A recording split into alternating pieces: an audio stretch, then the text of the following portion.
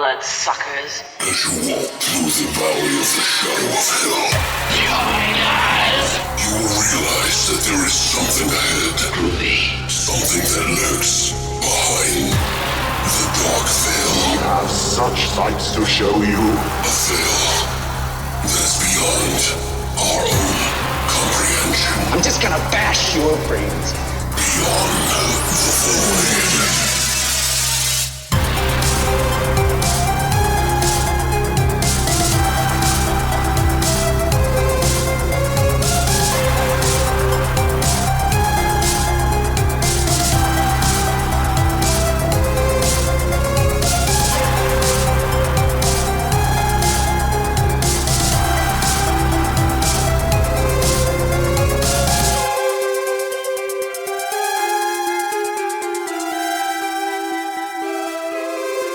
What's up, guys, and welcome back to Beyond the Void Horror Podcast. That's right, it's episode 183, and today we're going to be delving into two movies that are shot in the snow. They're not necessarily related in any other way other than the fact that these were movies that were shot in cold-ass fucking weather. We were feeling like cold weather since it's hit over 100 degrees here. Yeah, I think we're dreaming about it since fucking Arizona sucks so hard in the summer.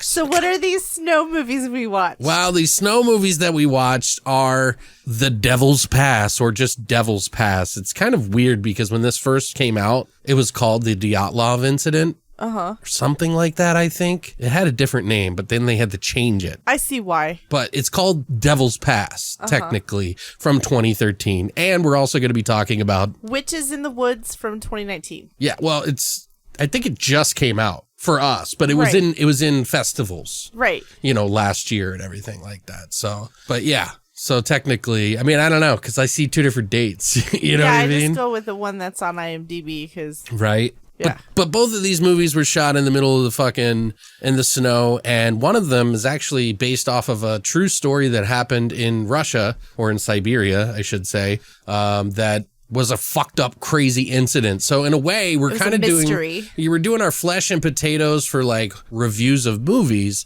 but we're also kind of injecting a little bit of our ghost legends or crime into this episode. So it's going to be a pretty hearty episode for people who like to delve into true life legends and stuff. Yeah, maybe it's conspiracies, just like weird stories that have never been answered and there's still ongoing investigations for. I mean, the Dyatlov Pass incident occurred in 1959. Right. So, and it's still being investigated. In fact, it's been reopened. Recently. Yeah. This was like during the Cold War era. Right. That this happened during the Soviet Union. So it's really interesting. And the Witches in the Woods is a little bit different.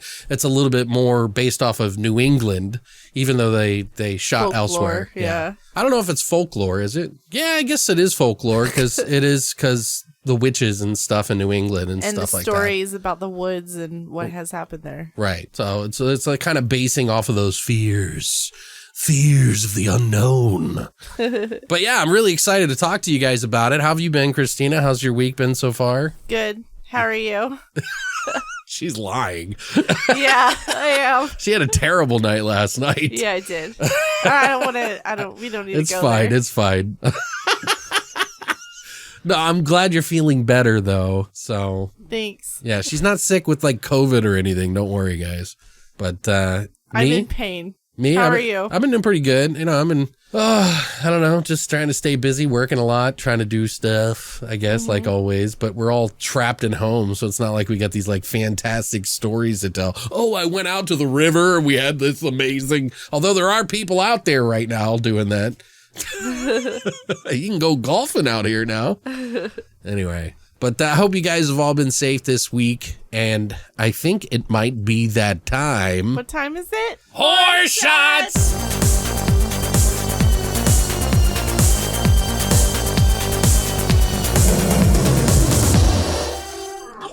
All right, so we decided to pick one of the movies that we watched, which is I keep calling it the Dyatlov Incident, but we chose Devil's Pass for this week. So we're calling this one a Colada Shada. Colada Shada. Which is based off the mountain Kholat Syakhl. which is Dead Mountain, technically, or Meager Mountain. I've looked it up. There's a couple of different translations. In the movie, they call it the Mountain of the Dead, which just makes it sound cooler, but really it's just Dead Mountain, meaning nothing there. Yeah, there's nothing. Yeah, because there really isn't. But, so what's in a colada shota? Well, basically, it is a half a shot of vodka, whatever your Preferably choice. from Russia. Yeah, if you have some Stolichnaya, use that just to honor it. Also, you're going to be using Malibu rum. Then you're going to go ahead and, if you can, use some pineapple juice to just splash in there on the top. And then you're going to put a wedge of pineapple on the rim, and you eat that after you take the shot. Now, there's a way that you got to do this shot, guys. You have to take off your shoes and socks in order to take this shot. So, and Or you have it to won't work. Yeah, it the won't magic work. won't work. Yeah, the magic. The disrespect of people's lives won't work. No, but yeah, it's based on the movie, so we're just going there. So we're going to pour some vodka here. We don't have all the ingredients, so, it's hard. It's hard to get out there and get all this shit anymore. It's like a fucking goddamn nightmare to get anything sent to your house. So we're just going to do shots of Grey Goose. I'll pour a smaller one for you, Christina. Oh, you're not doing it? My stomach. Okay, well then I guess I will shoot. Sorry. It's okay. This is for you guys. This is what I do for you guys, and Christina won't. Cheers. Nostrovia. Nostrovia. Haika. It burns. My babushka. What the fuck? That's the only thing I can say with a Russian accent. Anyway, if you guys would like to try a colada shota, all you have to do is go to longlivethevoid.com and check out our hashtag horror shot section now. That's it for horror shots. All right, guys. So now we're going to go ahead and jump into our flesh and potatoes of cold as fuck horror movies with Devil's Pass First from 2013 and Witches in the Woods from 2019. Right now.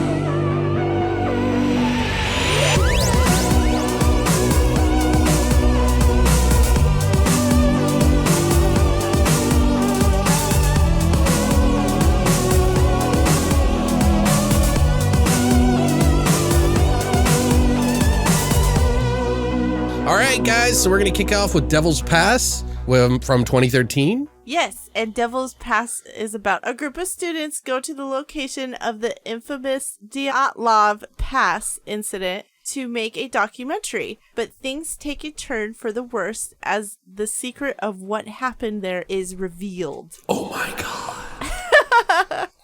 It's pretty cool, actually. Yeah, we got a really lot of is. trivia on this, so we I'm won't. glad. When we get into the trivias, don't worry, you're not really going to be spoiling anything. By the way, guys, this is all spoiler free right now. And when we get into like what the actual incident happened, I've got a lot of information on that I just find really fascinating, and I wanted to share with you guys. So stick around for that, and then I'll tell you when we get into our film trivia, which will ruin the movie and the scenes later. So we'll give you plenty of warning. This movie was directed by Rennie Harlan. He also did Nightmare on Elm Street 4, Dream Master, Die Hard 2, Right. Cliffhanger, Booyah. Deep Blue Sea, Exorcist: The Beginning from 2004, and The Covenant from 2006. Yeah, these are all like movies that are just Random. like good, but not like that good. Which, no offense, I still like them. I still watch. Right, me I'd still too. watch every single one of those movies. I but wonder if it has something to do with the producers or something. I don't know. He's don't got either. talent. It's not Oh like yeah, he doesn't. totally.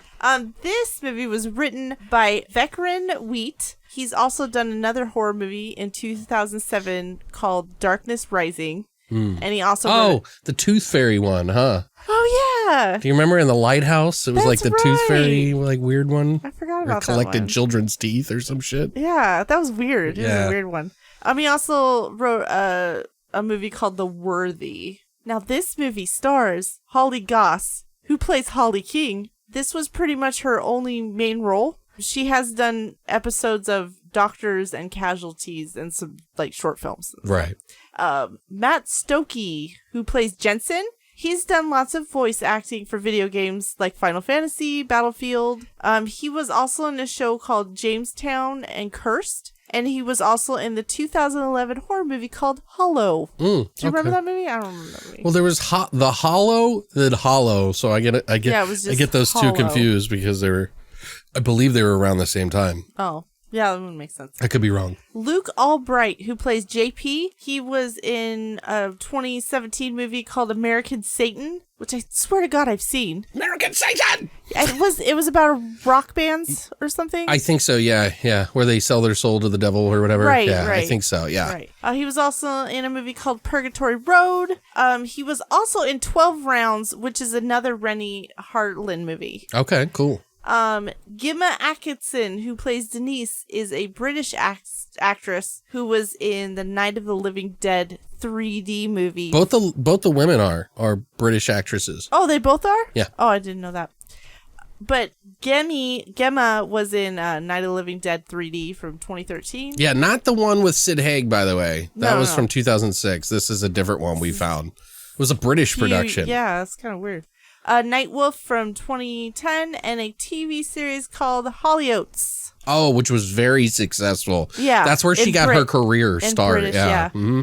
Yeah. Couldn't find a budget on this movie, but it did pull in $5.3 million At the box office. Box office. Yeah. I would assume that they probably, this is overseas, so it's like, it ain't no easy adventure to shoot out in the fucking snow, and it's probably because he shot Cliffhanger that he felt comfortable with it, because there's so many different things that filmmakers do, and shooting in water and shooting in like snow, I can imagine being very difficult. Right. Like they talk about all the adventures in like The Thing and how they shot up, in this cold area. This isn't as cold as probably where The Thing was shot. Right. But man, and we watched some freaking pretty cool shit by Expedition Unknown about this incident, and they went to the actual spot site, 'cause they didn't and there is film it. no way that these people could have shot there. Anyway. So what did you think about Devil's Pass there, Alex, buddy? Buddy.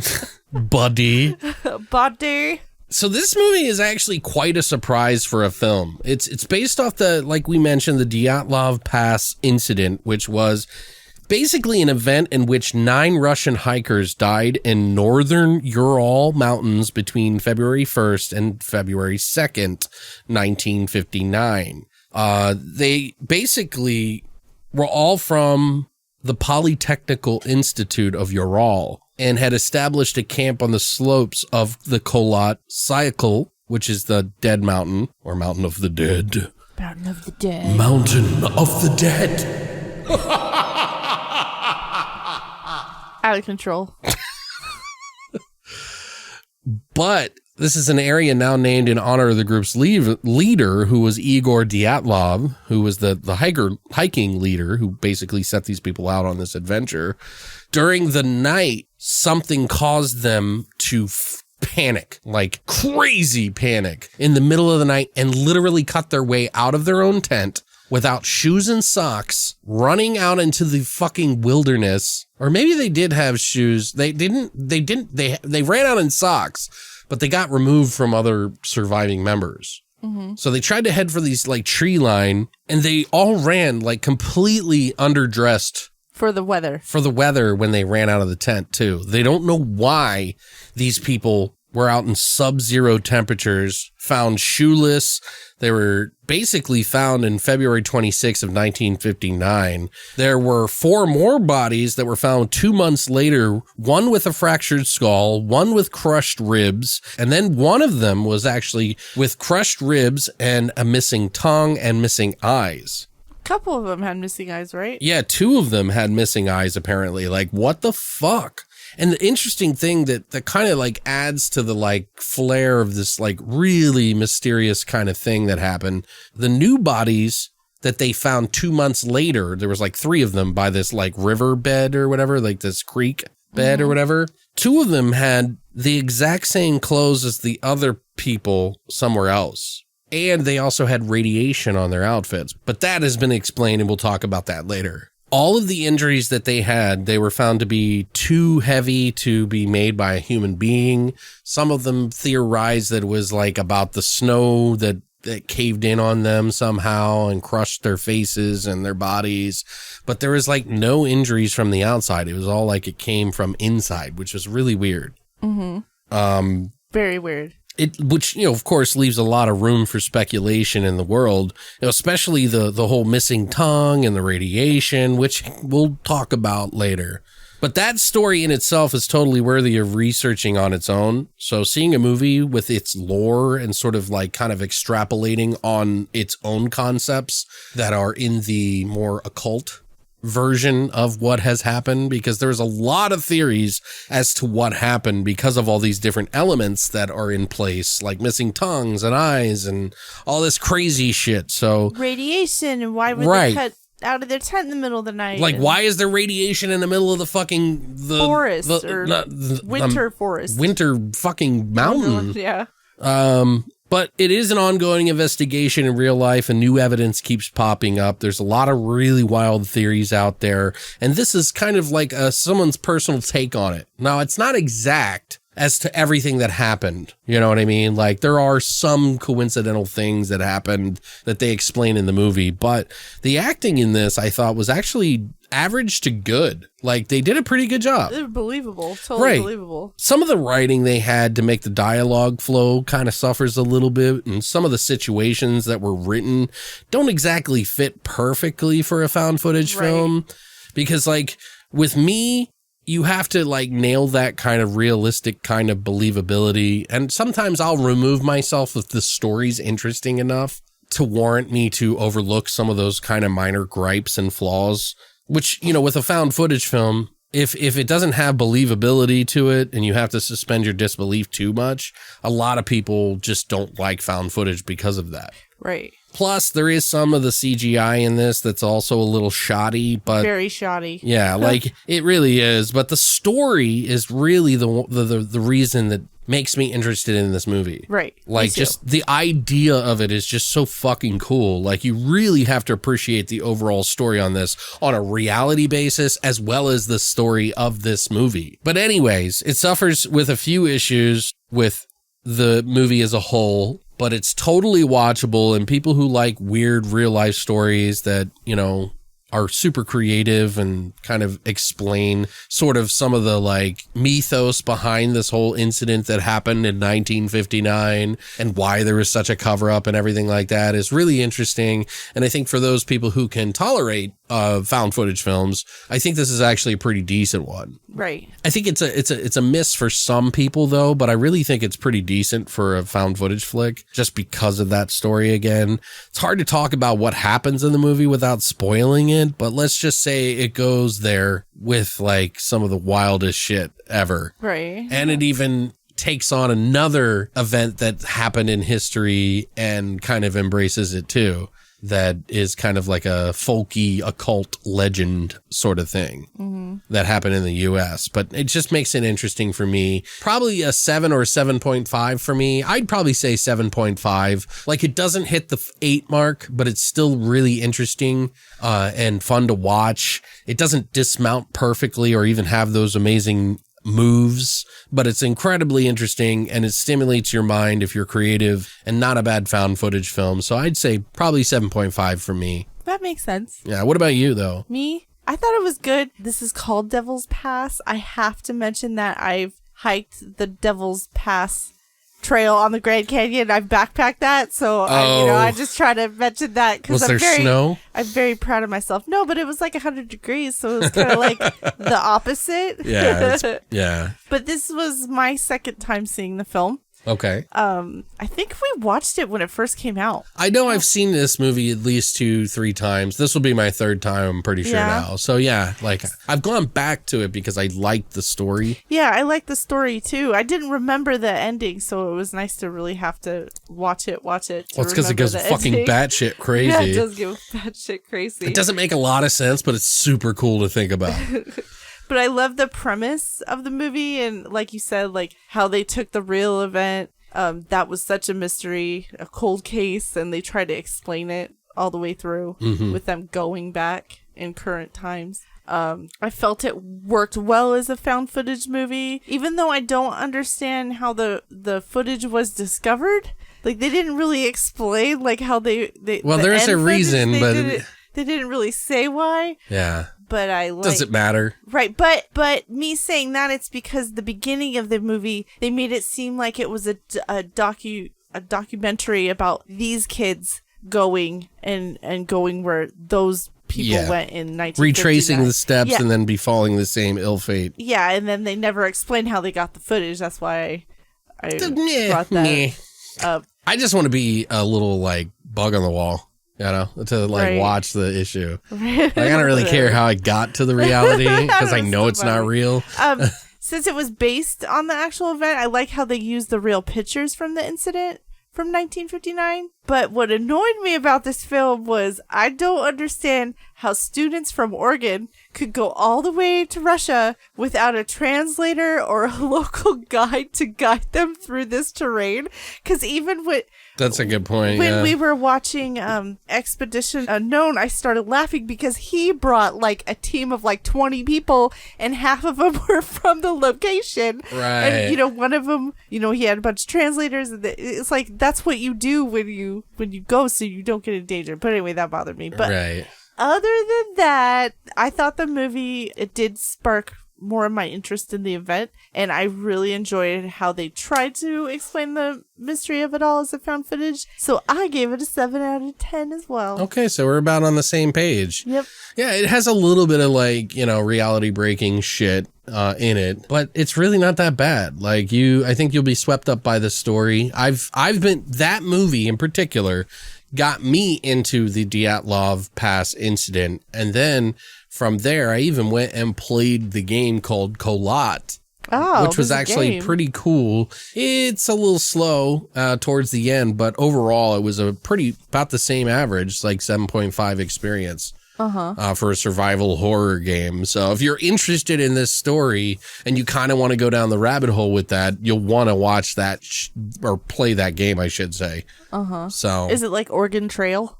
No. And like you die? No. You're like one person stuck in the middle of like all of this like weird shit. And there's like ghosts and stuff. It's kind of interesting. But yeah, I don't know. I just really think the whole story is pretty fascinating, although it could probably be explained away. It's really a mystery as to why all these people had reacted the way they were. And we're going to go ahead and attempt to explain the history of this and everything that happened, just for the most part, and what some of the mythology about it and some of the like unexplained things, like what people have come up with as to why this thing happened, and, you know, and just explain some of that to you right now. So we're going to go over that a little bit, and then we'll get into some of our favorite scenes afterwards. So you don't have to worry about anything spoiling the show or the movie, you know, but from both of us, we give it a 7.25 for the most part. So it's definitely worth a watch. Right. Doesn't mean it's going to be your favorite movie ever, but you can respect it. Right. Nonetheless. So, some of the history and trivia on this incident. There was one survivor of the 9 who did bounce out of the party. So there was 10 of them. Mm-hmm. And he said, I don't know why he left early. And people had a lot of questions about that. They never documented it? Like, of course, they talked to him and everything. He was part of like describing what they had there and all of that. It wasn't like he was just disappeared or anything. He was very a part of the investigation. Oh, so what? So why did he end up leaving the group? I don't know. They didn't explain. Oh, okay. That's weird. But his name is Yuri Yudin. He was one of the people that identified a lot of the objects found at the site, but he wasn't aware of a few things like that were on them. Or around them, I guess I should say. Like they said that there was military cloth, skis, goggles, and he thought perhaps the military might have found them before the bodies were publicly found, which they've actually kind of come up with some pretty damning evidence stating that they did find or at least have an investigation for them long before they were found. Dead, you know. Wow. So the aftermath of this whole situation, there was like a lot of people, journalists and things like that, who decided to publish novels and things like that about this whole story. So in 1967, Sverdlovsk writer and journalist Yuri Yarovoy published the novel of The Highest Degree of Complexity, which was inspired by the incident. Yarovoy had been involved in the search for the Dyatlov's party, and at the inquest as an official photographer during both the search and the initial stage of the investigation. And so he had a lot of insight into the events. And the book was written during the Soviet era, when details of the incidents were just kept secret, because a lot of this stuff was like hush hush. A lot of people were like, that's where this conspiracy stirs from, is the fact that the government was literally yanking down flyers from their funerals, and they didn't want anybody to know about it. And so a lot of that causes a lot of conspiracy. Right. So, but this is in 1967. He had avoided revealing anything beyond the official position and well-known facts, and the book romanticized the accident and had a much more optimistic end than the real events. Only the group leader was found deceased. Yarovoy's colleagues say that he had alternative versions of the novel, but both were declined because of censorship. Since his death in 1980, all his archives, including photos, diaries, and manuscripts, have been lost. So they pretty much lost, right? Yeah, they seized the shit out of that. Right. Anatoly Gushin, another person, summarized his research in the book called The Price of State Secrets is 9 Lives. Some researchers criticized his work. This came out in 1990, by the way. They criticized his work for its concentration on the speculative theory of a Soviet secret weapon experiment. But the publication led to public discussion and stimulated by interest in the paranormal. Many of those who had remained silent for 30 years reported new facts about the accident, and one of them was the former police officer named Lev Ivanov, who led the official inquest in 1959. But in 1990, he published an article which included his admission that the investigation team had no rational explanation for the incident. And he also stated that after his team reported that they had seen flying spheres, he then received direct orders from high-ranking regional officials to dismiss this claim. So even after the Soviet era, they didn't want this getting out.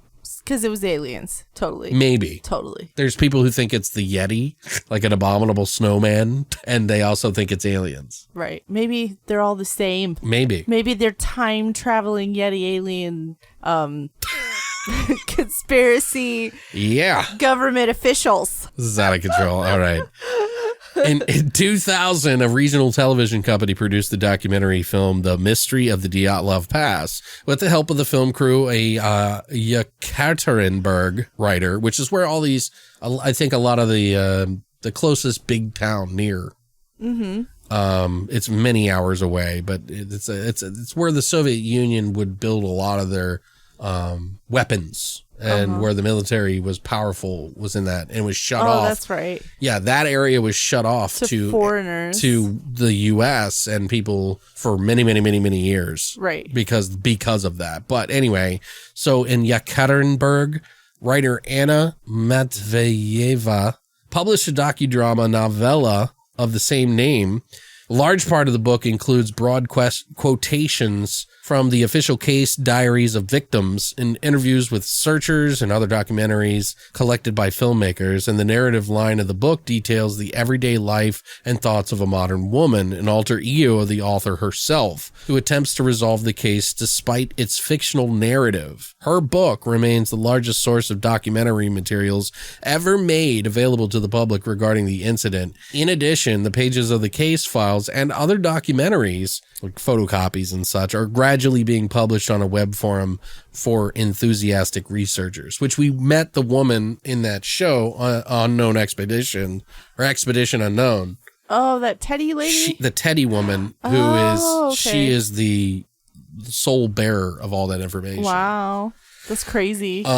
They even have a foundation that's formed in 1999 at Yekaterinburg, where, with the help of the Ural State Technical University, led by Yuri Kuntsevich, He's it's to continue the investigation on the case and to maintain a museum to preserve the memory of the dead hikers. He has everything. Like he has like their cameras that they were able to salvage. Oh, their diaries. Yeah, they have diaries. They have like negatives that they've print. You could like check out the pictures that were on these people's cameras at the time because they were able to salvage the actual the negatives. It's so funny because one of the questions I had during the movie was like, I was like, where did they get all these pictures? I was like, this can't be real, but because they were part of they were going on this student adventure. They were told to document it. Yeah. So after so that multiple was explained, of I them was like, oh, okay, that's why there was so many pictures. Right. Plus, they also had people come in and take pictures when they were investigating everything. Right. So,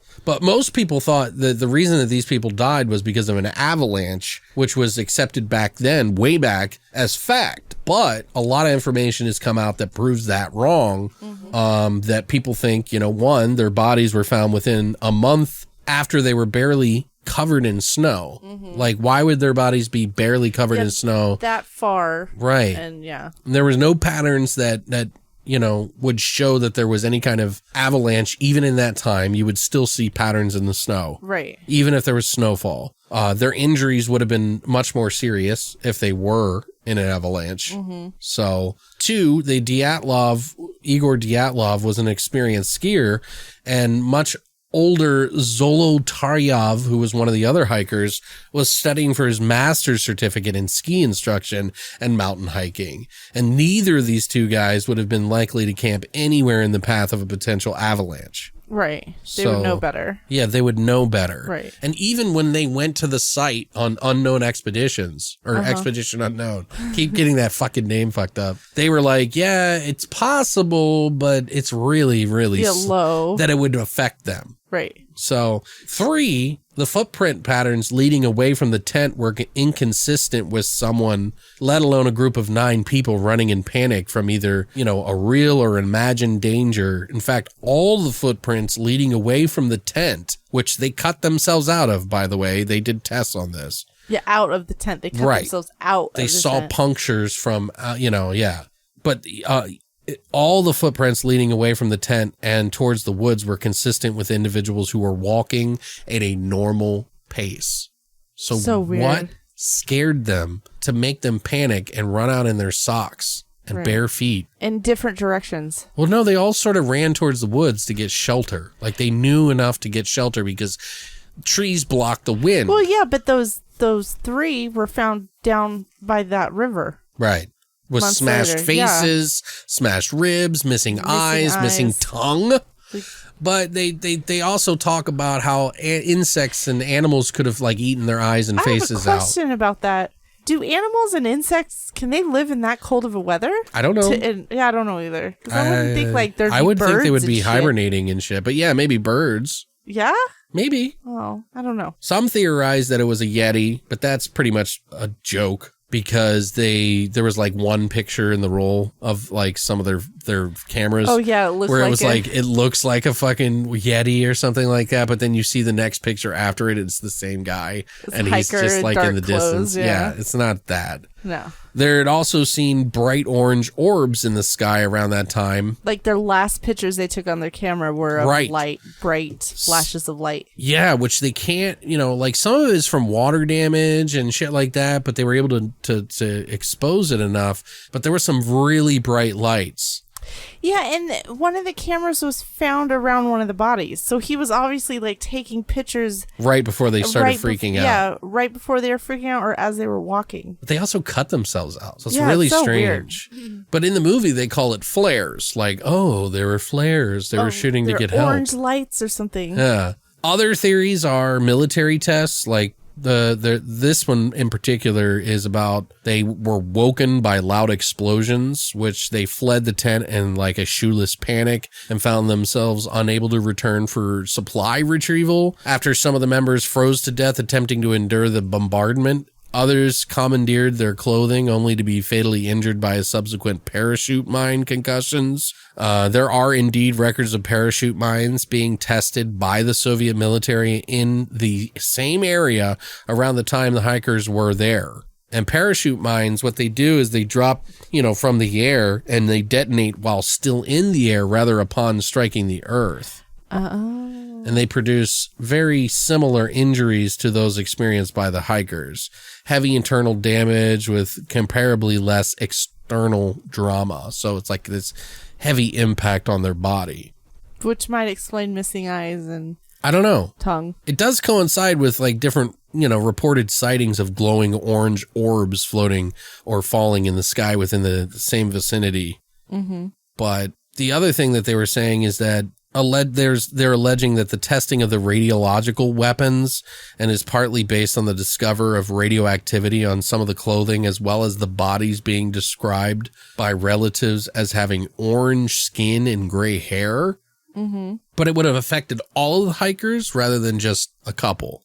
Mm-hmm. And then it's later found out that those two guys also worked in a nuclear power facility of some sort, so they could have been wearing... That they would have already had radiation on their clothes. Yes. Yeah. So that is also... But, and their skin discoloration can be explained by just mummification after 3 months of exposure, to cold air and winds. Speaking of winds, there's also another theory where they talk about like maybe they had this katabatic wind, which is like these violent winds. It's like this weird anomaly, a weather anomaly that happens in a specific area, almost like a microburst. Uh-huh. But the weird thing about that is that their tents were still functionally up. Right. So if there was these violent winds, yes, they may have left their tent.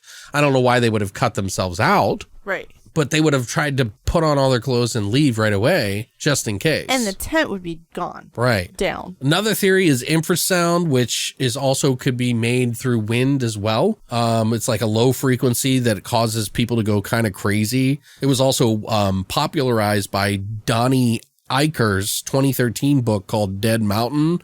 So that he thinks that, they might have fled and because they were like going crazy by this infrasound. Yeah, since they were camping in the middle of the pass. Right. Yeah, the wind could have... Plus, there's also another thing called, and they talk about this in the movie too, called paradoxical undressing, where it's a real thing that, when you get hyperthermia, it can induce a behavior known as paradoxical undressing, in which hyperthermic subjects remove their clothes in response to perceived feelings of burning warmth.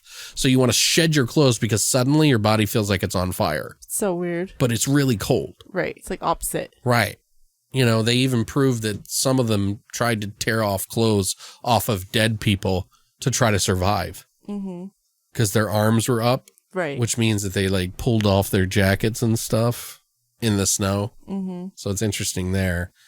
And as I've mentioned, there's new evidence that keeps popping up with even Expedition Unknown. One fact as recent as this past year, where they found a letter that is dated 10 days after the hikers were due back. So it would be... The 15th. I think it was the 15th. Yeah, you're right. So this was shown on that show, and it was dated February 15th, 1959, about a prosecutor who was writing to an investigator about this situation on the 15th. They didn't find these bodies or didn't get publicly announced until the 26th. Right. And they even found more articles of this investigation dating to the 6th of February, which is like 4 days after they went out there. That's crazy. Because especially during that time, it isn't like you have GPS locators and shit. Like, how do they know? Well, they probably... They didn't come back, but would you give them a few days? Would you be panicked and back in 1959 if you heard bombs going off? I mean, I probably would have too. Well, yeah, but I just mean, why did the investigators wait? Like, it seems like they kind of rushed the gun. Well, we're talking about Soviet, the Soviet Union. Right. These KGB style fucking cover up, they don't want to look bad. They don't want to look like they made a mistake. They don't, They fucked up.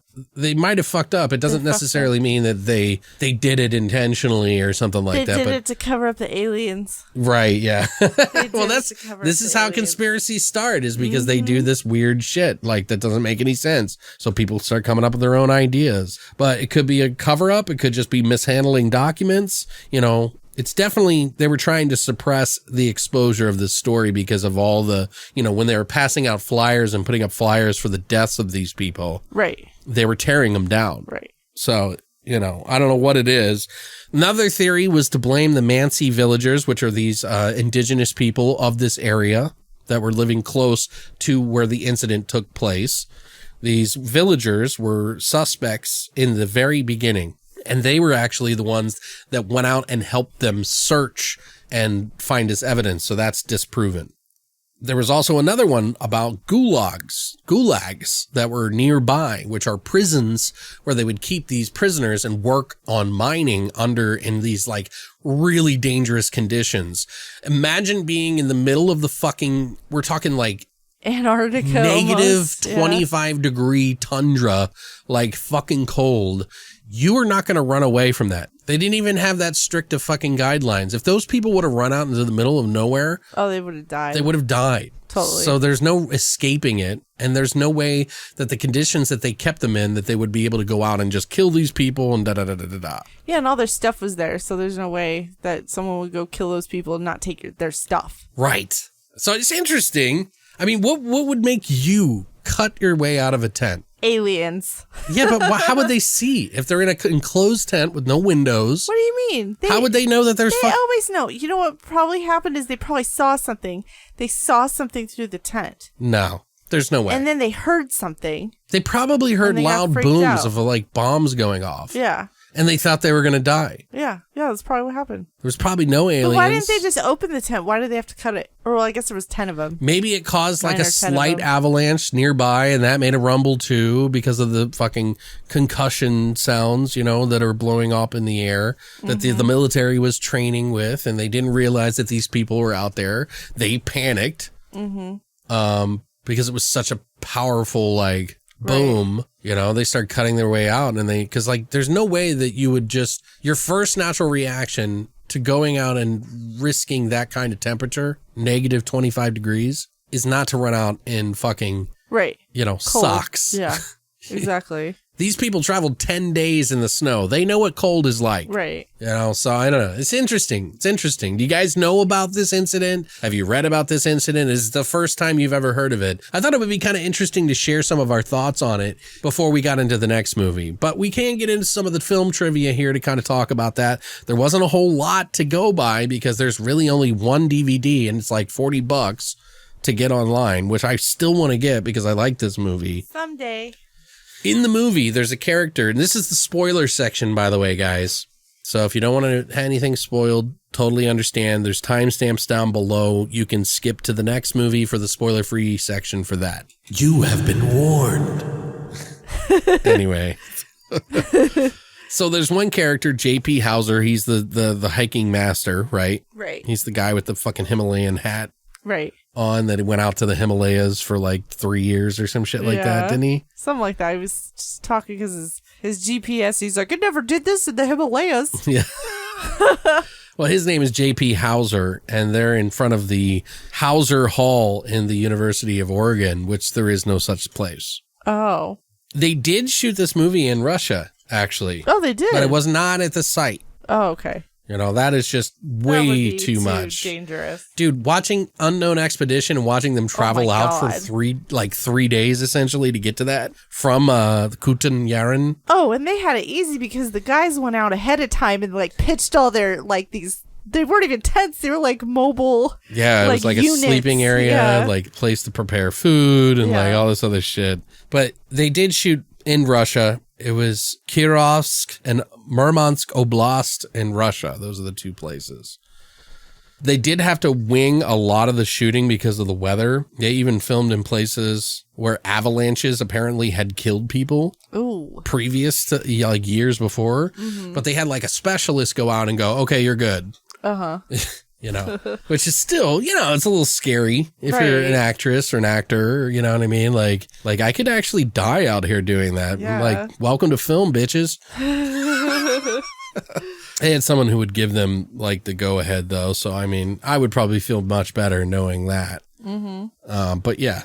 So that's pretty much the only bit of trivia that I found on this. Oh, really? Yeah, and I had to do some pretty decent digging for that. Yeah, that's kind of weird because this is a good movie. I don't know. Most people don't even know what this movie is about or what. They've never heard of it or anything like that. So it's surprising. I mean, of course, I think it was Eric Mifford who said that he liked that movie. Mm-hmm. And I was like, of course he's seen it. Eric does all of our like top, everything on the website. Top lists. Well, not just top lists, but just like picks, articles, whatever. He's seen a lot of movies. He's not afraid of watching like garbage. But this isn't garbage. So now we have some scenes. Where did it first catch your interest? I mean, yeah, they do a lot of the explaining of the history and stuff like that. Right. But where was the first pivotal moment that was like, oh, what's going on? When they were in Russia, they first got to Russia and they went to that bar and they do shots or whatever. Yeah, they did the shots. Same shots that those kids did. That really caught my interest. That they're like, they did this before. There was a picture up there. Yeah, which by the way, these are like 20 to 24. There was like one 35-year-old or something like that on this hiking crew. Mm-hmm. Everybody was like between 20 and 35. Right. Most of them all 20 to 24. Right. So they're college kids. Yeah, college kids. Yeah. But yeah, I wanted to find out what kind of like vodka that was that they were taking a shot of. But they said it was like a Russian moonshine. So right. it's like a homemade. It's like a stronger vodka. Yeah, totally. Right. It did not look good. My first thing was when they found the footprints out of nowhere, and then they would like reappear in other places. So like they woke up from sleeping and then they saw footprints everywhere. Oh yeah. And then they were like, it just stops here in the middle of nowhere. And you know what makes me angry is they started blaming her. Like they were thinking that the main girl, she was putting the footprints on there to freak them out. Right. Well, it was her documentary and they thought she was trying to force the story, the narrative, to freak them out to get the footage that she wanted. Right. So, anything else that you remember? Well, when they got to the weather box and she opened up the weather box and there was a tongue in there. Right, which is using some of the original lore, missing tongue, which could have been birds. Something. Yeah, something. I don't know. They didn't really show it. Why would... But the thing is like, yeah, I mean, like, I know that's soft tissue, but why wouldn't they just eat the face? I guess because it was frozen over and it wasn't as soft and malleable. I don't know. If animals or something were eating their tongue and their eyes, birds have been known to eat, like, eyes and stuff like that out in the wild, I guess. I don't know. So that kind of makes sense, I guess.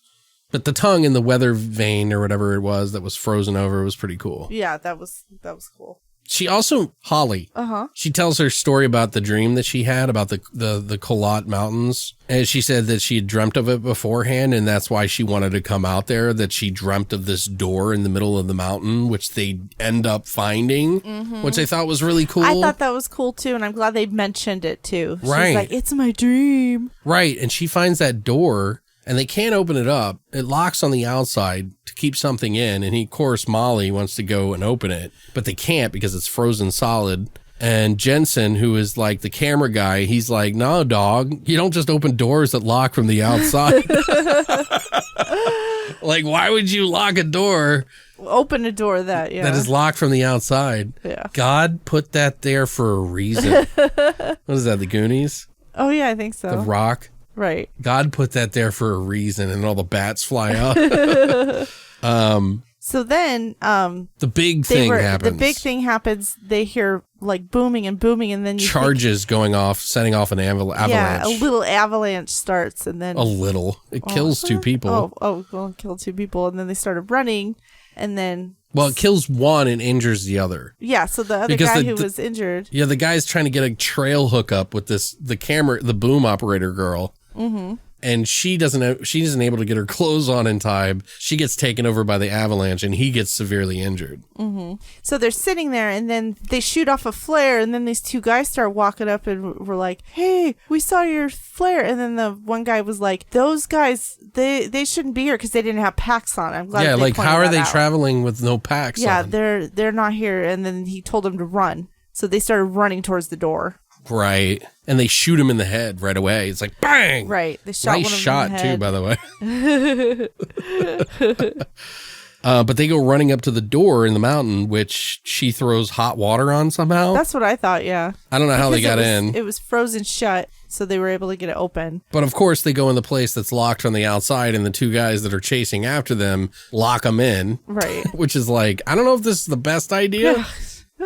But I mean, I guess if you were forced between nowhere else to go, yeah, like somebody shooting you, and like, yeah. I guess you would go there. I don't know. Well, they had to go there because you have to see why those other people died. Right.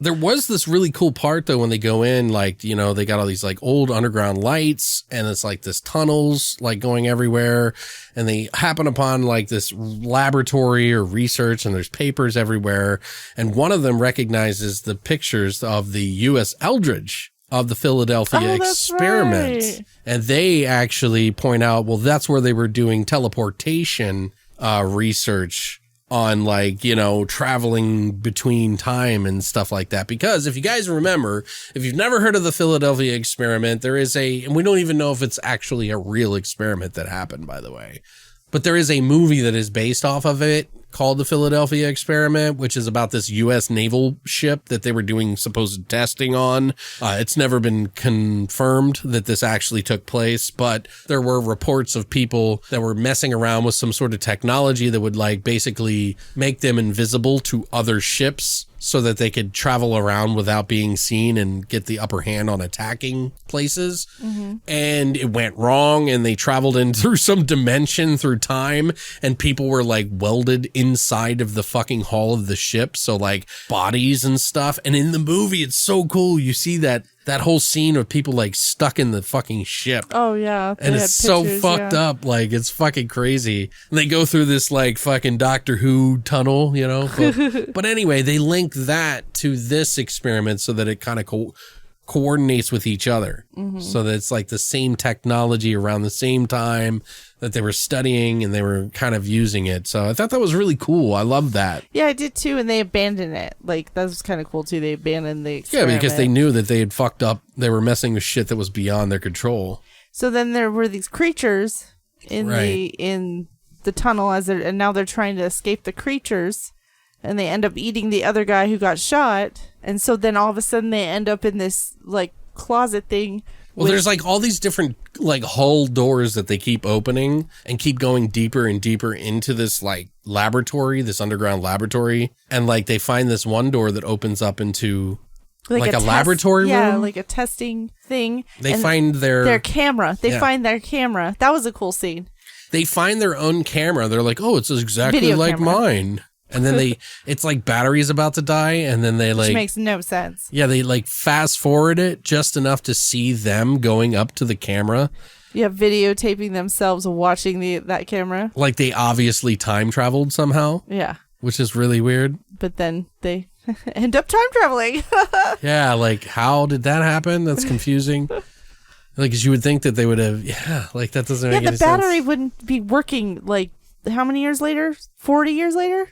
Unless it traveled through time again. I doubt it. Well, maybe the mountain kept the battery preserved. Anyway, it doesn't matter. They find a body in there too that was, like, freshly dead within a week. Remember? Yeah, that was the weird. tongue was missing. Yeah, because that was the tongue that was in the weather box. What did you think of the creatures that were, like, that they run into? Because there's all these, like, future thems, I guess, that are running around, like, all melty faced and, like, running around on all fours. The CGI was horrible. CGI is really bad. It was really bad. But they had to do things with it to make them warp. So it was like they were time jumping. So they would, like, throw something at this creature and it would be like... So it, like, bakes their bodies and their brains. I don't know about that. I just mean, like, they would disappear and come back at different times. So it was like they warped in and out of reality. Right. Like they're ghosts. Yeah, I didn't like... I thought that the CGI was bad, but the idea of it was really cool. Right. That somehow, because they were a part of this experiment, they were able to have the power to, like, warp, even though they're, like, nothing shy of, like, beasts that have no, like, real brain. They're just, like, mindless beasts that can warp. Mm-hmm. So it's kind of interesting, you know what I mean? Like, if they were really intelligent, would they be able to warp back to 20 years ago or 20 years forward? Obviously not.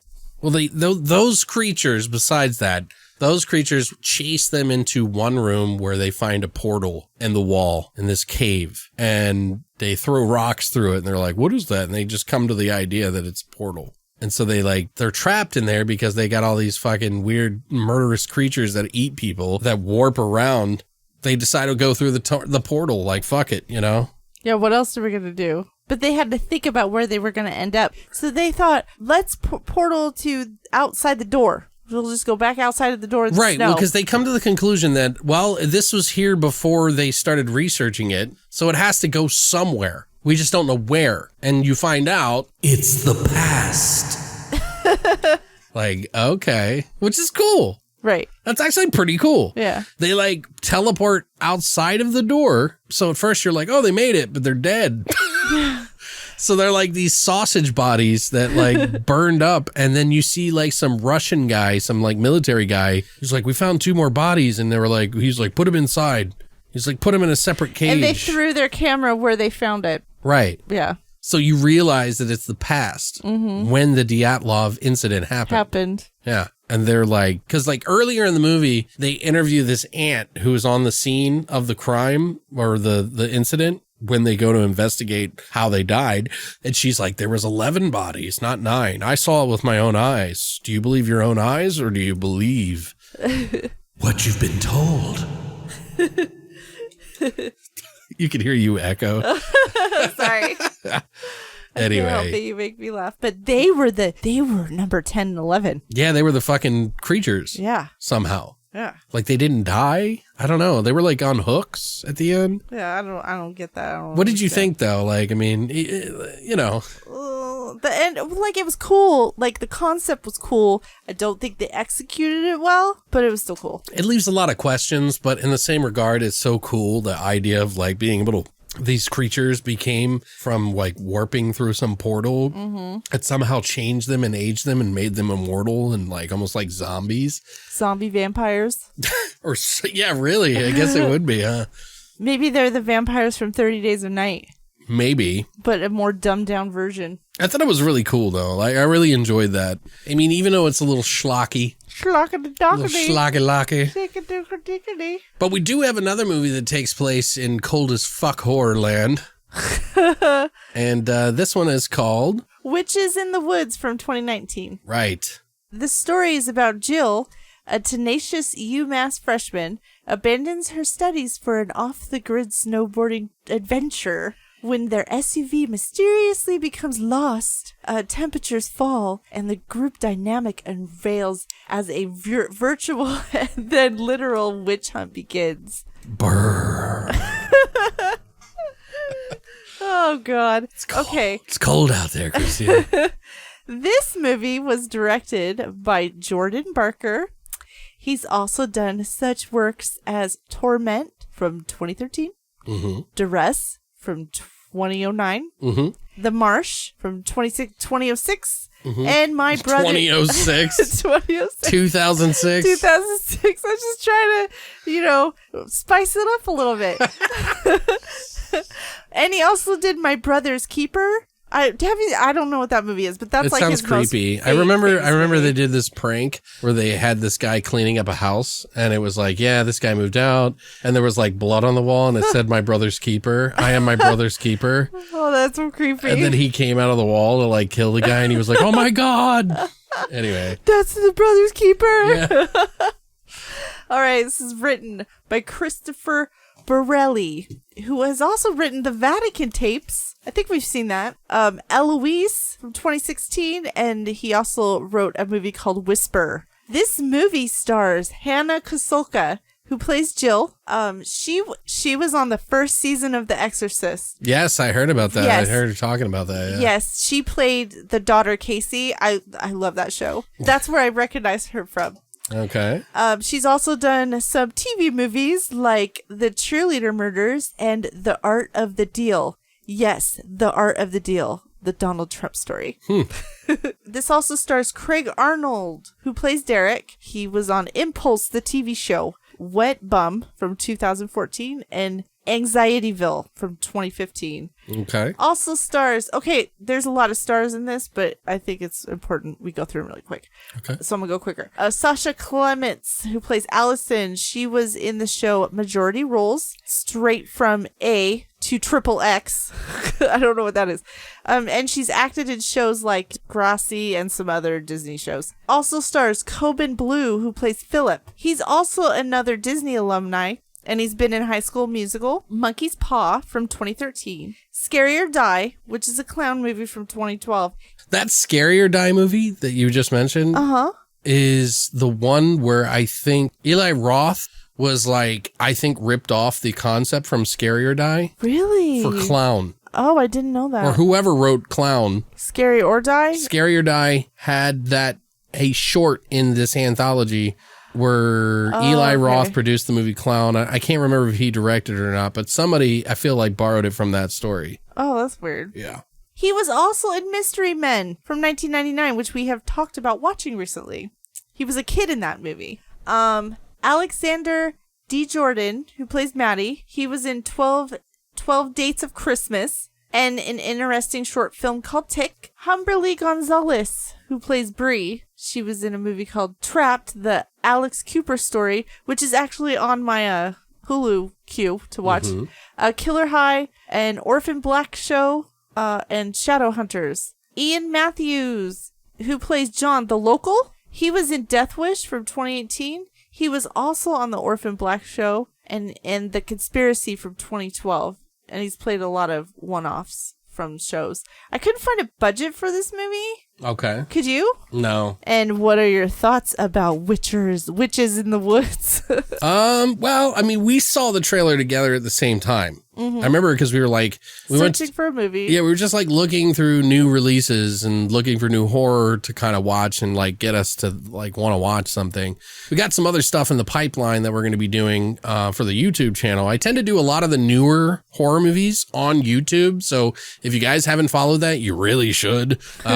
Because like I could use the support. I appreciate it. A little plug. Well, I mean, if you enjoy this podcast, you will enjoy the fucking reviews. So, but we saw the trailer kind of on a whim, decided to check it out. The trailer got us interested, but the story pretty much let us down by the end of the movie. By the end? Yeah. If you're hoping for like a supernatural movie to delight in, then you will be disappointed. That's all I'll say. Because I don't want to spoil it for you. And that is kind of spoilery a little bit. I think we should just spoil it.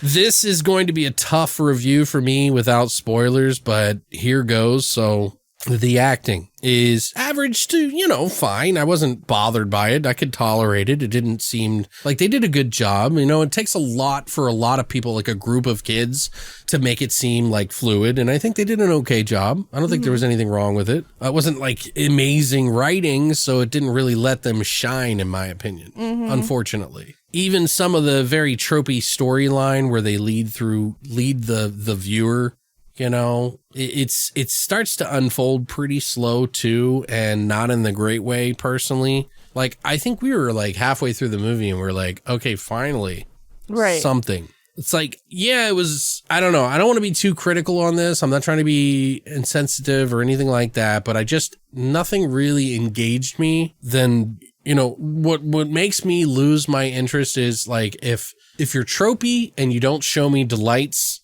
right off the bat, then I will focus on nothing but the tropes. Right. And not the fucking delights. Now, what I mean by delights could be gore, could be like weird segments or weird moments or whatever to really kind of flex the filmmaking style. It just didn't have that. It's just this story that you felt like you've been down that road many times before, unfortunately.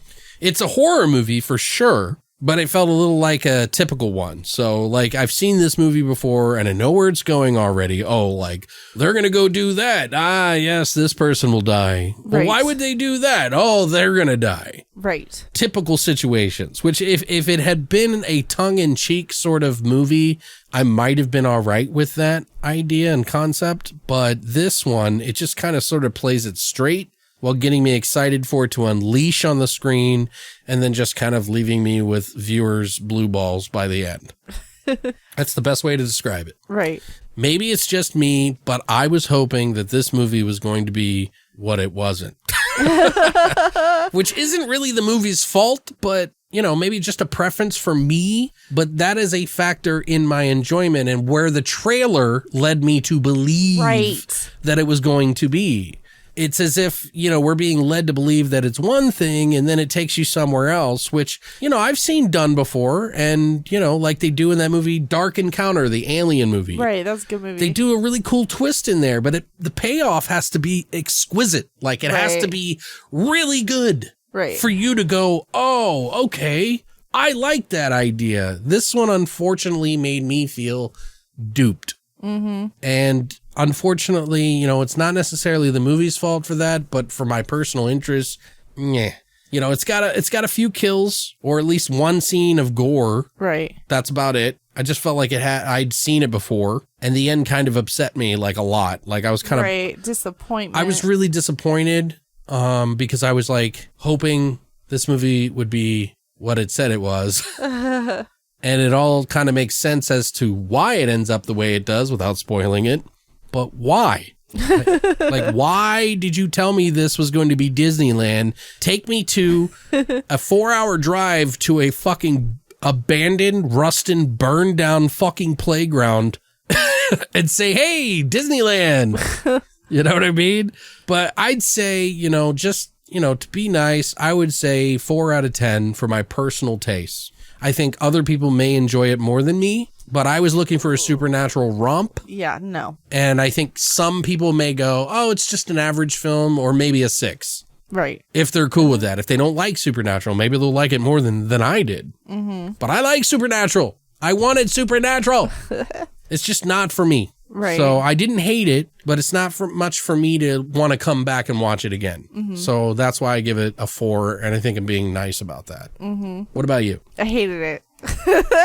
Really? I don't even think I think we should spoil it because there's nothing really. Well, you better just I'm not going to. Okay, if you're going to spoil it, you better let them know. That's all I'm saying. Okay. But I do think this movie should have been called The Witches of Tropeville, because this movie was just, I've seen this movie like a million times. Right, and it sucks because there's good elements in it. Right. There's good things in it. Yeah, and they could have really expanded on some of the things, but when we, like you said, when we saw the trailer, I did want to see this because I fear snow and woods. It's like 2 of my greatest fears. They make it seem like you're going in for this, like, oh, we're going to really unleash something on you. And then it's like, yeah, haha, look, it's a box of empty photos. No. I took pictures of the wall. Neat. Thanks.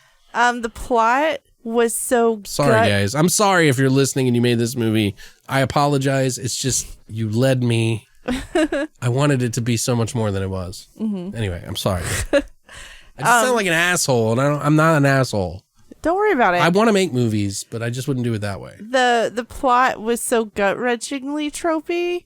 Like, and again, I felt like I've seen this movie 100 times, and it was really slow getting started. It was like really slow. There was a couple of surprises. It's just we were surprised that they would have picked that way rather than the interesting way. I felt there were too many characters, and there were too many side stories. Yeah. Like, and all the characters had like these stupid side stories. Well, they went for the fucking classic fucking road trip fucking friends dual relationships going on between a triangle of fucking love triangle going on. That's the fucking tropey thing that they always throw in horror movies. Right. Like, oh, someone else is banging somebody else in the car. And it's like, oh, man. Yeah, really? Do you really have to do that? It doesn't even need that. Right. But yeah, I know why they did it, because they wanted to, make you question. Like, oh, well, this is why they're doing that, or this is why this is happening. I get it. Anyway, I don't mean to cut you off. I just feel bad. I did feel the tension between the characters. And what really pissed me off about this movie is that all those actors are so good. Like, those are like accomplished actors. They made it work. And they had some and the plot of the movie was just wasted on their talent. So I gave it a 3 out of 10. 3 out of 10. Okay. Yeah. I'm probably a little bit more forgiving than you are, so that makes kind of makes sense. That's probably why. So a 3.5 between the two of us out of 10. And that 3 is just because of those actors. Yeah, it's the story that really, unfortunately, lacks. And you know what? I don't know, whatever kind of interests other people, but just seeing so many movies, and you've seen this like movie before, and the big twist is it really? It's not that it isn't a twist. It's that the twist isn't interesting. Yeah. Like, they didn't push the button hard enough on that twist and like really go for it and explain it. It was just like, oh yeah, it's this thing. Right. And it's like, I did a twist, so you like it, right? No. I'm sorry. I think there's potential there. I think the actors and the direction was good. Like, everything was shot well. The story really just lost me. And I knew where every character was going to end up for the most part. I was hoping that it was going to go further than it was. The trailer, I thought was like, I was like, oh, cool. They didn't show everything in this trailer. Well, no, they did. They did. Can I say there's no witches in the woods? Yeah, I guess not. Or is there? Is there witches, Christina? Anyway, guys, so we're going to go ahead and jump into our spoilers section on this. If you don't want anything spoiled, I mean, you know, your mileage may be different than ours, but personally, I can't recommend this film, unfortunately. I wish that I could. I see potential there, but, you know, view at your own risk. So, maybe if you're into the non-supernatural, maybe you'll be into that. So we are in our spoilers and trivia section, so you have been warned. Okay, so this movie was shot in Sudbury, Canada, not the other one. Oh, okay. It only snows in Canada, right? I'm just kidding. Yeah, right. I'm just kidding. But yeah, that's the one where Kyle, I thought, you know, lived. But they shot this in 21 days. It was supposed to take place, of course, in New England. The director of this movie has actually acted before, but he's not a fan of acting. He kind of just did it as sort of like learning the ropes, you know what I mean? To kind of like see how the business works. Right. Kind of like in Better Call Saul, he works the mailroom, you know, Right. like not that the acting is like being in a mailroom, but I just mean you get a better understanding of a business by working from the ground up. Right. And so that's why he did it. So he says he hates it when he acts. He just feels weird. It's awkward. Uh-huh. But I thought it was interesting that he, you know, wanted to experience it all. Mm-hmm. The lead actress, Hannah, who plays Jill, said that she wasn't really a horror fan before this, but she, you know, she'd never seen like The Exorcist and stuff like that. But she really feels that horror is like a really great way to express ideas that you can't get in other genres. So you can kind of have this other message that's kind of hidden behind all this gore and crazy stuff. And I think she's right. I think it's cool. Huh? Oh, so what's the message of this movie? Well, I think she just means like other issues in general. Like, I don't know if she was talking about this movie in particular. Oh, like all the side story issues. Yeah, Okay. just like you can have a message inside Right. of this gore, which seems like it has no point whatsoever to the average viewer. Right. But you actually have some real context in horror that can be the perfect conduit or the perfect delivery system to express that message without like going, hey, it's this. Right. It's this. You know what I mean? Yeah, totally. Like really explaining it to people, which I agree with her on. I thought it was pretty cool, considering that she's become a horror fan because of this movie and these experiences. But she also said that they had a snow day where she was like, because it was really cold where they were shooting and everything like that. And they were like trying to mentally prep for it. And she was like, oh my God, there's so much snow on the ground. She's like, okay, we're going to fucking go out there and we're going to fucking shoot in the snow and we're going to get ready. And she said they called it off that day, so they had like a snow day together at the hotel. So all of them like kind of hung out and partied and stuff and like had fun together, and it kind of like added to the chemistry of the whole film. So I thought that was cool. The director also got pneumonia on this set as well. He had 2 days off while shooting on a 21 day shoot. Oh. So yeah, that really fucks things up. Yeah, totally. I wonder if he had like the second director, fill in some stuff. Yeah. Because I mean, pneumonia is no joke. No. I mean, really, 2 days ain't shit. Right. And you're out in the middle of fucking cold. It's not exactly like. Yeah, getting better weather. Yeah, like so. But he jumped back in because, you know, that's what it takes. I thought that's pretty admirable. Appreciate that. So, but that's pretty much it for the trivia. I mean, that's all I really have on that. We have a couple of scenes that we want to bring up to kind of like either explain to you guys if you are willing to listen to this far, if you didn't want to go see the movie. If you have seen the movie, this will probably be some self-identification of what you felt in the movie, maybe. But, what is the first thing that caught your attention in this movie? That opening shot when they're in the car. Oh, the camera. Yes. Very cool. Yeah, it was really cool. I had to explain it to her. I was like, do you know how they did that shot? I was like, it's a really cool shot. Yeah. They do this camera shot where they spin the camera around the whole cabin of this SUV twice. Mm-hmm. And in like one shot. Yeah, in one shot. And so they all act, which you have to give them credit. Oh yeah, that's like coordination. They did really good there. Like I do give them props for that because that is not an easy fucking shot. And I wonder how many times they did it. You could tell they were going really slow down the road. Totally. But they had it on one of those those balancing things, so that they could kind of make it smooth. Mm-hmm. But and you could tell it was good. Yeah, that's a good thing that you pointed out. That was the best thing in the movie. So they end up at a gas station. Oh, yeah. She's like, oh, the trope. Oh, the trope. The first trope. Well, they don't ask him for any information. They don't ask anybody for any information there, do they? What do you mean? The trope is they go to a gas station to ask about where to go. Oh, no. They stopped to go to the bathroom and get snacks. But the point is, they stopped at a gas station and crazy local. So the local has a dead bear in his back trunk thing. Right. Which plays into something at the end later. Yeah, exactly. It's interesting. And so Jill goes over there and starts giving him shit, her millennial ass. Yeah, she's like, how dare you couldn't you put it out of its misery or something like that? And he's like, a dead bear is a dead bear, right? He's like, what does it matter if they're out there disemboweling people? Yeah, it should be hibernating or something like that. Yeah, that's what she said. She was like, isn't it hibernating? Why are you going out there and just killing bears and shit? And he was like, it's so funny because like she's giving him this like big old speech. And then of course, spoiler alert, by the end of the movie, you find out she's the killer and she's killed everybody because she thinks there's witches in the woods. Right. And it's like, and then he stumbles upon them and is like, you better back the fuck up. You just killed your friend, bitch. I'm gonna fucking shoot you. I'll put one right through your chest. Why would you do this? Anyway. And they got the idea about the witches in the woods because Denise, one of the other girls, Stoughton witches. Yeah, she pulled a pamphlet and she was reading the pamphlet to him in the car about this story about how these witches, it was the offset of Salem or something, the underground Salem or whatever in that area. Right, Whatever. which they also kind of play with this other character, this girl named Allie, who apparently is some rape victim in the story, which doesn't really make any sense because they didn't really kind of like talk about it. She was raped by like a football team. Right. And one of the two of those guys were on the football team. One of them wasn't there, the other guy.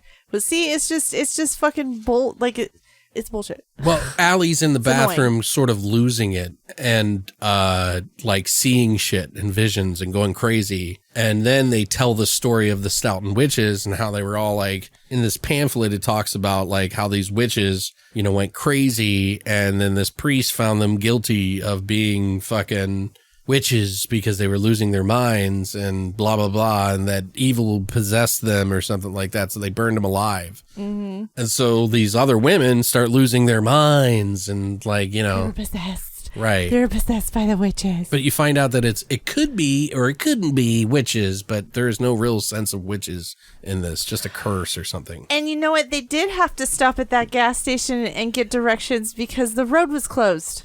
Did they? I don't remember. I forget what. But that is a trope. That's what I was saying. Yeah. Going to the gas station to get directions is always a fucking horror trope.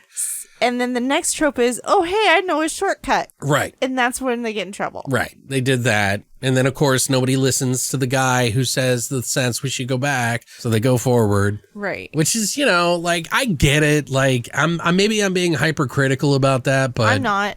It kind of bothers me when you've seen so many movies with that in it, and we're talking about 2020 now. Yeah. Like, okay, maybe we shouldn't be doing that. I don't know, in this age, maybe we should mix it up a little bit. Mm-hmm. Kind of throw people. I like that when they take you down that tropey lane, and they're like, nah, we got you. You thought that it was going to be this. Cabin in the Woods. Yeah, like, well, yeah, I guess. That's one of. Yeah. So then they go out, they get stuck in the middle of nowhere. Of course, like the girl who's losing her mind and everybody keeps thinking she's like acting really weird is going to go walk off with some other guy who led them down the wrong path because he feels guilty of taking him down this wrong path. So he and the girl that shouldn't be moving around because she's obviously losing her mind decide to go walk out in the middle of the woods in the middle of the night and sub below degrees to get help. To get help, which is just obviously a shit idea, but somebody's got to do something. So It kind of makes sense. But then she comes back without the guy who's the brother of this other guy, and she's got blood all over her face. So they're like, oh, then what happened? And it's like, where's that blood from? Yeah. Where did that blood so come you think Allie's possessed this whole fucking time. She's like Right. gurgling, making weird noises. Yeah, she started having a fucking seizure in the car. She started foaming at the mouth. And then she bit that bitch's finger. Yeah, she bit Denise's That fingers. was kinda cool. The brother of the guy that she supposedly killed. Right. She bit her finger. And then she backs up and pokes a fucking ski stick. Yeah, the end of the ski stick.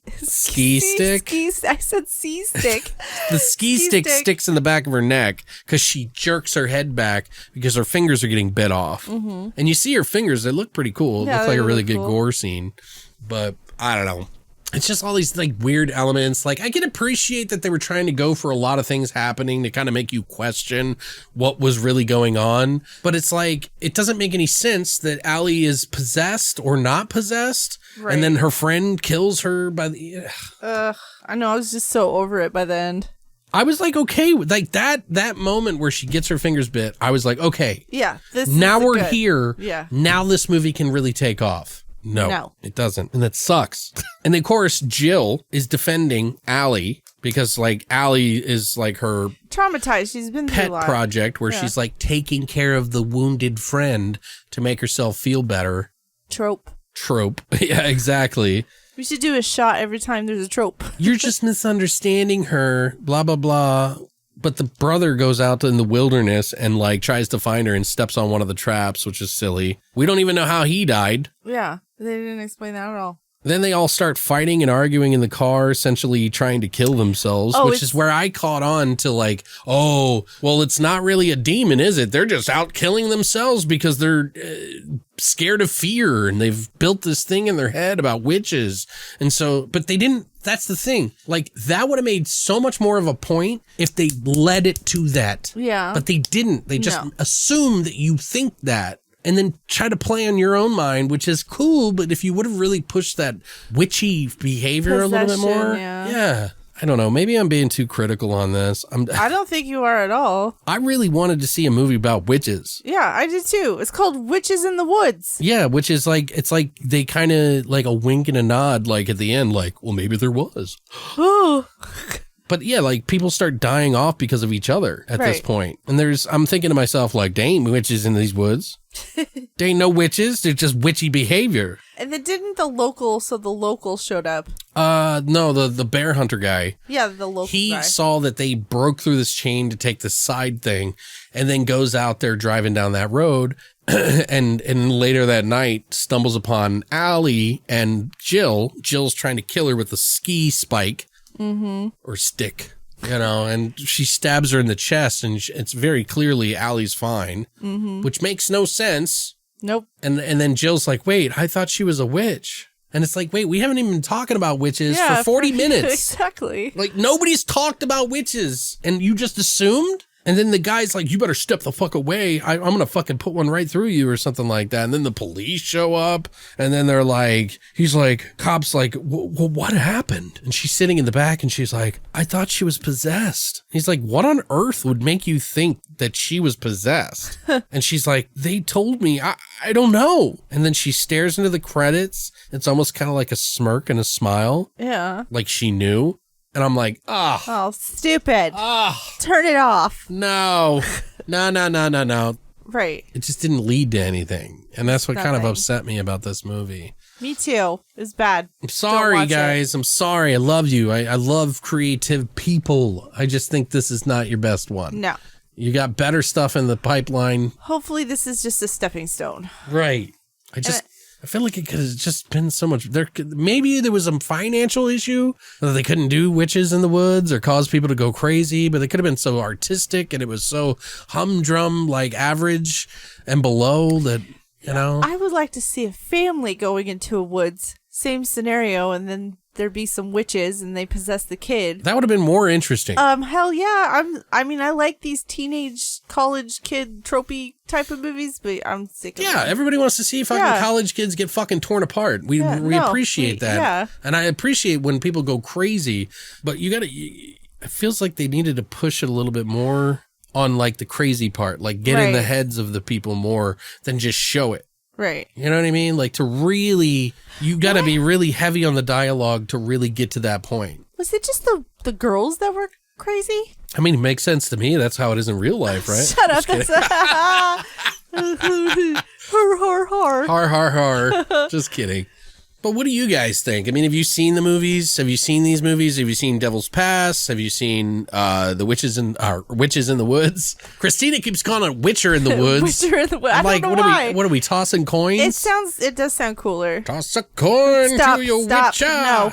No, done. Shut it down. But what do you guys think? Like, what do you think of these movies? Do you think we're being too harsh on any? Do you think we're being too kind to others? Like, I mean, what do you think? Like, I'm pretty tolerant on most movies. I'm like actually pretty understanding about a lot of things, but like, if you are tropey, you really got to bring it home on the end, you know, like you really got to knock me out of the fucking park and like blow my mind if you're going to be tropey all the way to the end of some movie, you know what I mean? But other movies, it's just like, you know, it could be interesting. Kind of, you know what the Devil's Pass kind of reminded me of, by the way, is, what was it?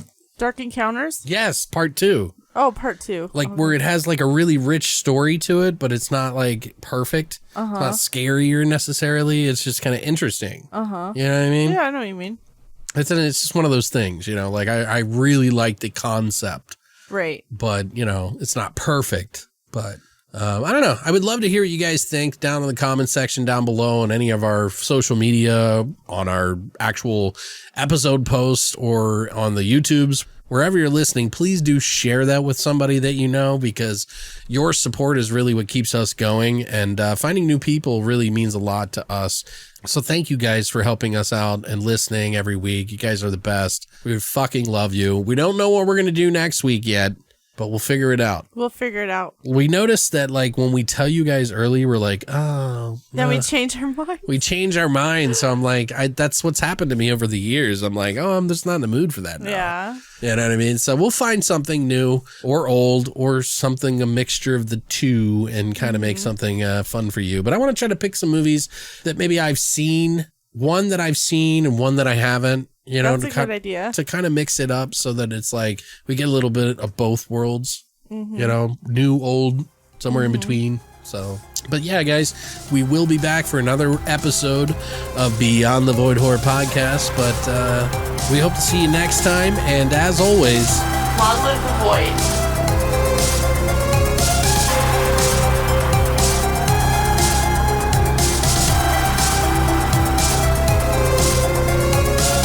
You have been listening to Beyond